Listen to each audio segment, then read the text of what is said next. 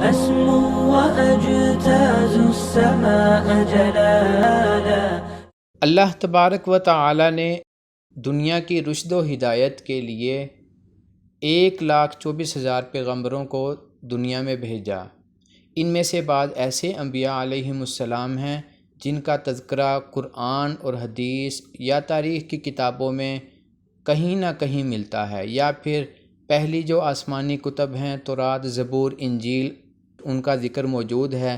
لیکن بعض ایسے انبیاء ہیں جن کا ذکر نہ قرآن حدیث میں ہے، نہ گزشتہ کتب میں موجود ہے، اور نہ ہی تاریخ کی کتب میں ان کا تذکرہ ملتا ہے۔ اسی طرح چند ایسی اقوام ہیں جن کا ذکر قرآن و حدیث، سماوی کتب میں ان کا تذکرہ ملتا ہے، لیکن بعض ایسی اقوام ہیں جن کا نام تو موجود ہوگا لیکن ان کے بارے میں معلومات بالکل موجود نہیں ہیں۔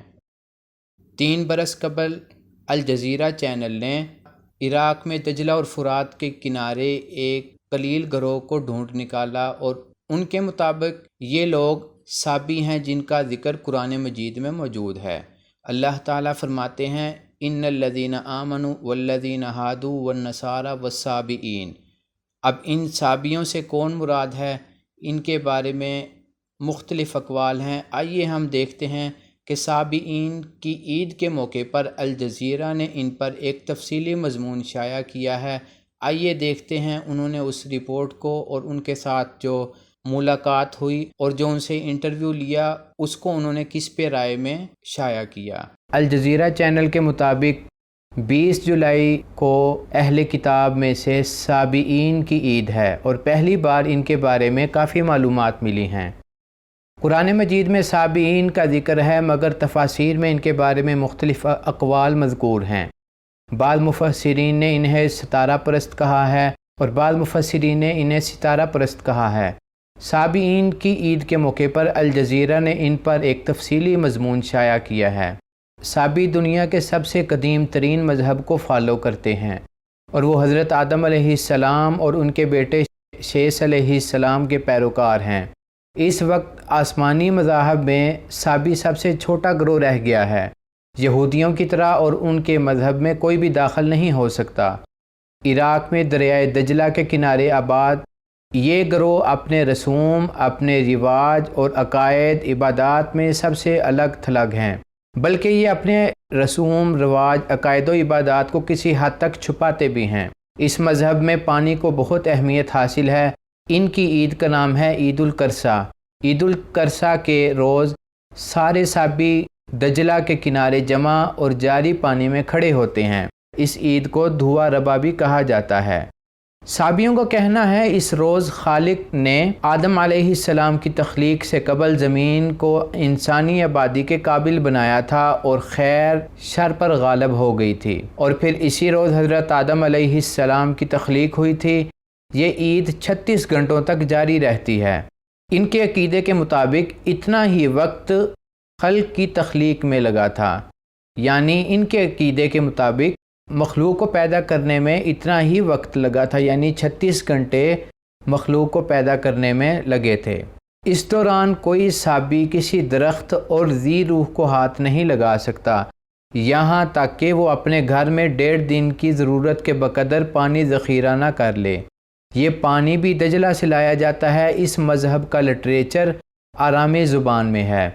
اس گروہ کی مذہبی کتب کا دوسری زبانوں میں ترجمہ نہ ہونے کی وجہ سے اس کا زیادہ تر حصہ ضائع ہو چکا ہے، کیونکہ مذکورہ زبان کے جاننے والے صرف 10 مذہبی شخصیات رہ گئی ہیں۔ اس بار کرونا وائرس کی وجہ سے صابیوں کی عید بھی پھیکی پڑ گئی۔ ان کے مذہبی رہنما شیخ ستار الحلوف کا کہنا ہے اس مرتبہ عبادت گاہوں کے اندر ہی ساری رسومات ادا کی جا رہی ہیں۔ اس عید کے علاوہ صابی سال میں 3 اور بھی عیدیں مناتے ہیں۔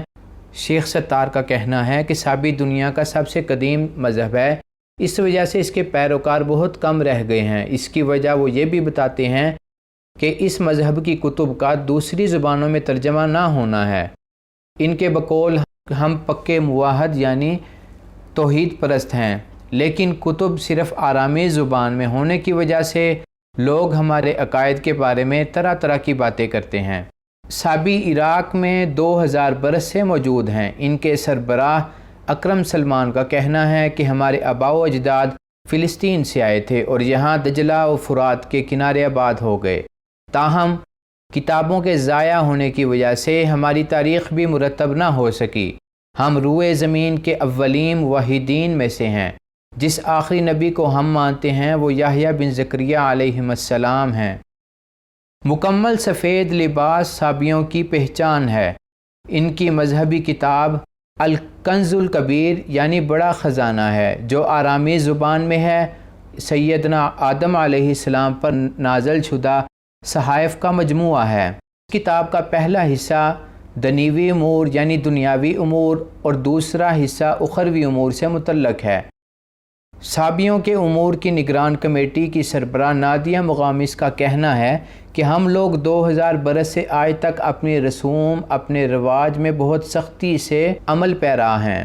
سابیوں میں مذہبی عہدے پر فائز ہونے والی پہلی خاتون نادیہ مغامس کا کہنا ہے کہ ہمارے بارے میں لوگ عجیب و غریب باتیں کرتے ہیں کہ یہ ستاروں کی پرستش کرتے ہیں، جبکہ یہ غلط بات ہے۔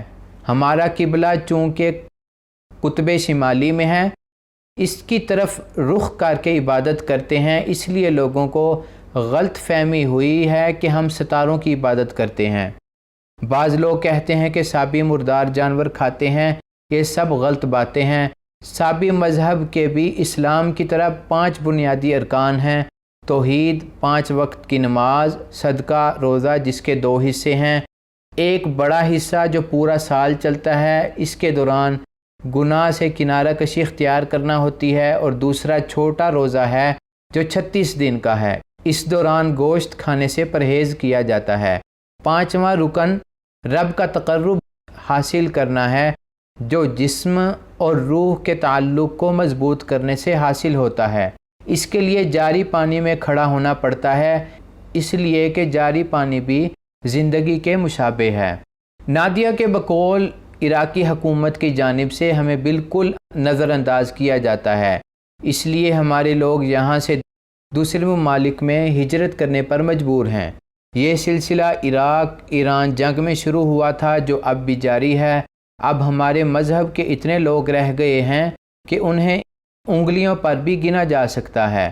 اگر یہ سلسلہ جاری رہا تو سابیوں کی حکایت بس کتابوں میں ہی ملے گی۔ آپ اس گروہ کے بارے میں کیا کہتے ہیں؟ نیچے کمنٹس میں ہمیں بتائیں۔ جزاک اللہ، بارک اللہ فیک۔